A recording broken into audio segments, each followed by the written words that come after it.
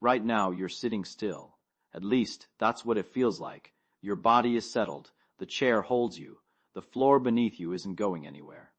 If you set a glass of water down beside you, it sits there, calm and flat, not a ripple in it. Everything about this moment tells you the same simple thing. You are not moving, and it's a lie. A beautiful, necessary, full-body lie that you've believed every single second of your entire life, because at this exact moment, the ground you trust so completely is carrying you eastward at a speed that would make a jet engine jealous. If you happen to live near the equator, you're being whipped through space at around 1,000 miles an hour. Not metaphorically, not, in a sense, literally. The planet is spinning, and you are bolted to its surface, and you are moving faster than a rifle bullet leaves the barrel. So why doesn't your water spill? Why doesn't your hair blow back? Why can you pour a cup of coffee, walk across a room, fall asleep, and never once feel the faintest hint that you're hurtling through the void at a speed your brain can't even properly imagine? That question seems like it's about the Earth. It isn't, not really. The Earth is just the most dramatic example of a much stranger truth, one that lives inside your own body. The real question is this: how does your body decide what moving even means? And once you understand the answer, you're going to find it very hard to ever feel completely still again. Let's start with the thing you've never questioned, because nobody ever taught you to. Your sense of stillness feels like a fact. It feels like information arriving from the outside world, the same way a sound arrives in your ear or a color arrives in your eye. You assume that "I am not moving" is something you're observing about reality. But it isn't an observation at all. It's a conclusion. Your nervous system is making a judgment, running calculations you never asked for, and handing you a tidy little verdict, all clear. You're standing still. Carry on. And like any verdict, it can be wrong. You already know this, even if you've never put it into words. Think about the last time you sat on a train at a station, looking out the window, and the train beside yours began to roll forward. For one disorienting second, your stomach lurched, because your brain was certain that you were the one moving, and only when you looked at the platform did the truth snap back into place. You weren't moving at all. Your body had simply guessed, confidently and incorrectly, based on the limited information it had. That little moment of confusion is the crack in the wall. Through that crack, we can see how the whole system actually works, and why a spinning planet can carry you 1,000 miles an hour without so much as a whisper. Here's the first piece. Deep inside each of your ears, tucked behind everything you use for hearing, there's a tiny structure that has nothing to do with sound. It's a set of fluid-filled loops and chambers, and it is, essentially, your body's motion detector. When you turn your head, the fluid in those loops sloshes, and your brain reads that sloshing as "we just turned." When you start moving forward or speed up or slow down, sensitive little structures register the push and pull, and your brain reads that as we're accelerating. Notice the word there, accelerating. Speeding up, slowing down, changing direction. That's what your inner ear is built to detect. Changes in motion. And this is the secret hiding at the center of the entire mystery, so I want to slow down and let it land properly. Your body cannot feel motion. Your body can only feel changes in motion. Read that again, because everything we're about to explore unfolds from it. You have no organ anywhere in your body that detects steady, constant movement. There's no part of you that can sense, "I am traveling at 1,000 miles an hour." All you can sense is the moment things change.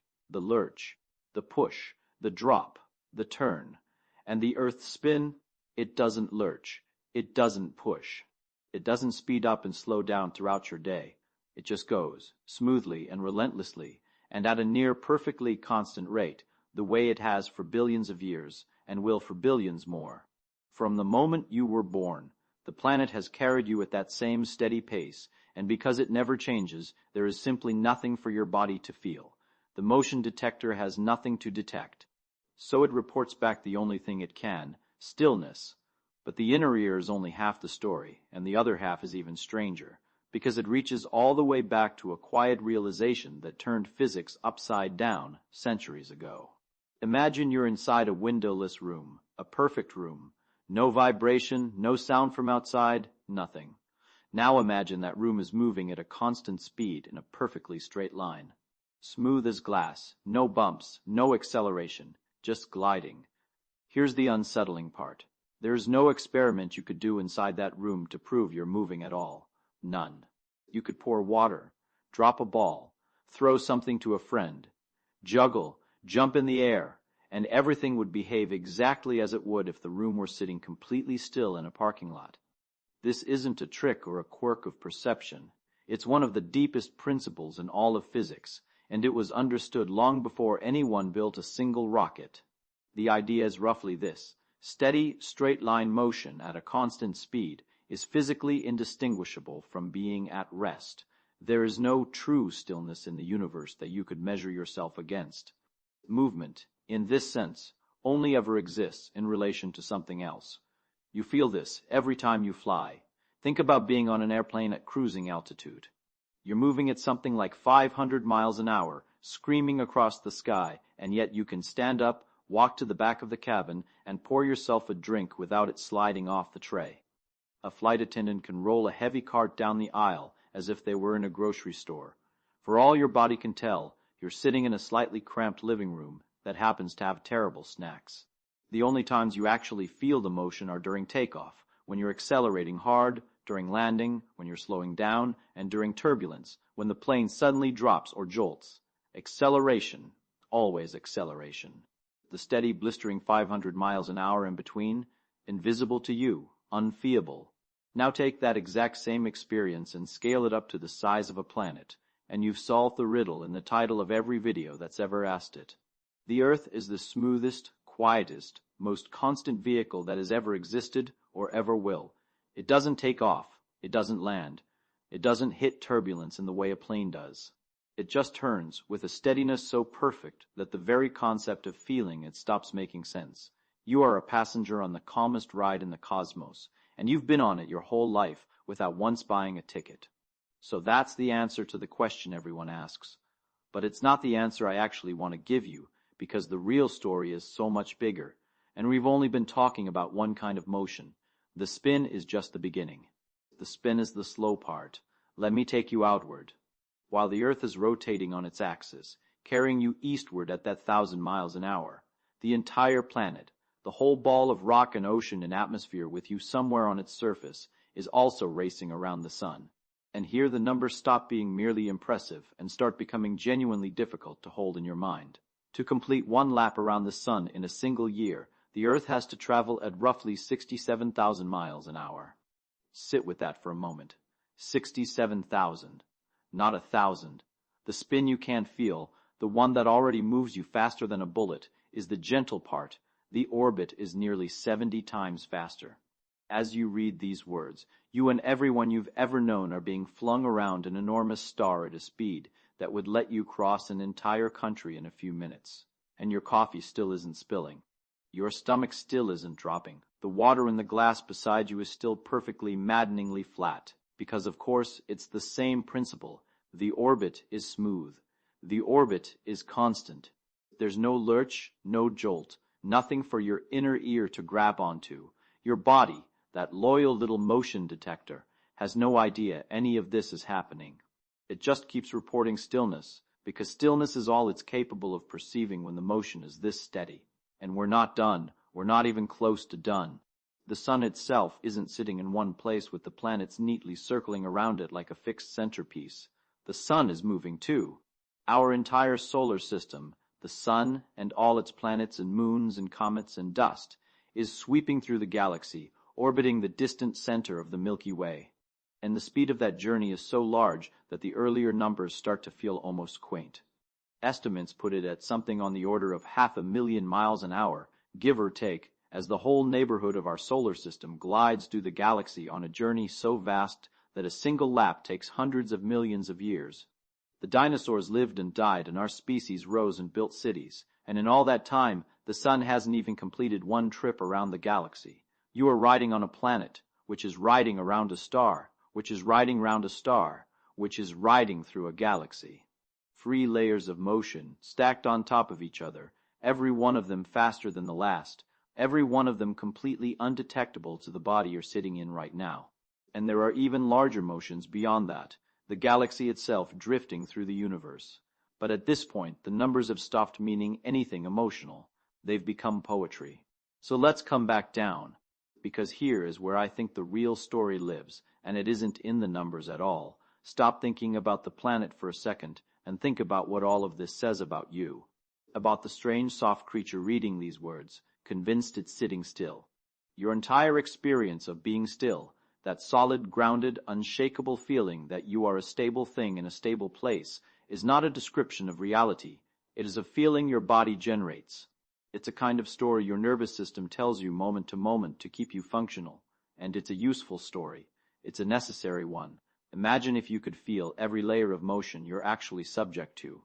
Imagine sensing the spin and the orbit and the galactic journey all at once, every waking second a permanent, screaming, multidirectional sense of speed that never let up for an instant. You couldn't survive it. You couldn't think, couldn't sleep, couldn't pour a cup of coffee. You'd be paralyzed by the truth. So your body, in its quiet wisdom, edits the truth out. It throws away the constant motion and keeps only the changes, because the changes are the only things that matter for staying alive. A predator lunging at you is a change. The ground dropping away beneath your feet is a change. A car suddenly braking is a change. Those are the things your ancestors needed to feel, instantly and without thinking, and so those are the things you evolved to feel. The smooth, steady billion-year spin of the planet was never a threat, never useful information, so your body simply doesn't bother to tell you about it. It filters it into silence. What you call sitting still is really your body deciding that nothing important is changing. That's all stillness ever was, not a fact about the universe, but a verdict about safety, the absence of meaningful change. And once you understand that, something shifts. The question stops being, why can't I feel the earth move, and becomes something far more interesting, how much of everything I take to be solid and fixed and certain is actually just my body's best guess. Think about it. You trust the floor not because you confirm the planet is holding still, but because it has always held you, so your nervous system has decided to stop questioning it. You trust that the world is stable not because it is, but because the parts of it that matter to your survival change slowly enough that you can ignore the rest. Your whole sense of reality is built on this quiet editing, this constant filtering of the overwhelming truth down into something a body can live inside. This is why I find the original question almost backwards. People ask, how does the earth spin without me feeling it?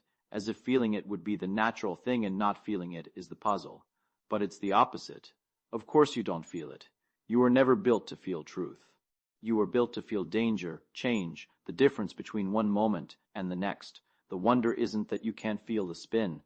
The wonder is that you can feel anything at all, and that what little you do feel has somehow been enough to build everything, every cathedral and every poem and every theory that finally explained the spin you couldn't sense. There's a strange comfort in this if you let yourself find it. You spend so much of your life feeling stuck, feeling like nothing is moving, like you're standing in one place while time slips past, like the days repeat and nothing really changes. And maybe, in the ways that matter to you, that's even true sometimes. But underneath that feeling, beneath your perfectly still chair and your perfectly flat glass of water, you are in motion in ways you will never fully grasp. You have traveled, in the time it took to read this, hundreds of miles around the sun. You are not now where you were when you started. You never are. You never have been. Not for a single second of your life have you been truly still, no matter how loudly your body insisted otherwise. The stillness was always the illusion.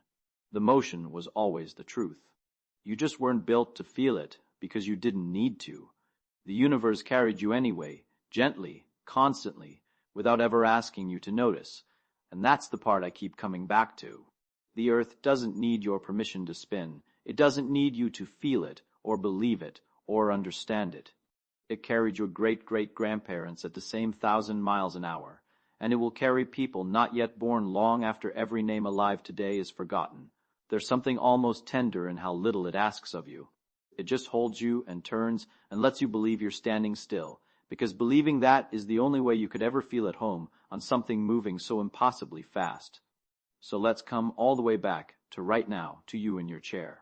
Nothing has changed about your body since you started reading. You still feel settled. The floor still holds you. The glass beside you, if you have one, is still flat and calm and certain. Your inner ear is still reporting the same comfortable verdict it always has. All clear. You are not moving. Carry on. But now you know what that verdict is really worth. Now you know it isn't a fact. It's a kindness. A filter. A story your body tells you so that you can live a human-sized life on a planet-sized vehicle, traveling at speeds your mind can't hold. You are spinning. You are orbiting. You are sweeping through a galaxy older than thought. And you cannot feel a single mile of it, not because the motion isn't real, but because you were built, exquisitely, to feel only what you needed to feel and to be spared the rest. So the next time you sit somewhere quiet and the whole world seems still, you might let yourself remember, just for a moment, what's actually happening beneath you. Not to feel dizzy, not to feel small, but to feel something I think is much rarer and much better, to feel carried, because you are, right now, at 1,000 miles an hour, and so much faster than that, through a universe that has never once dropped you, and never once asked you to notice it trying. And maybe that's enough of a reason to look up a little more often. Not because you'll suddenly feel the spin. You won't, you never will. But because knowing it's there, knowing you're moving even when every cell in your body swears you're standing still, is one of the quietest, strangest, most beautiful things a person can carry around inside an ordinary day. You can put the glass down now. Watch how still the water sits, and then remember exactly how fast that stillness is moving.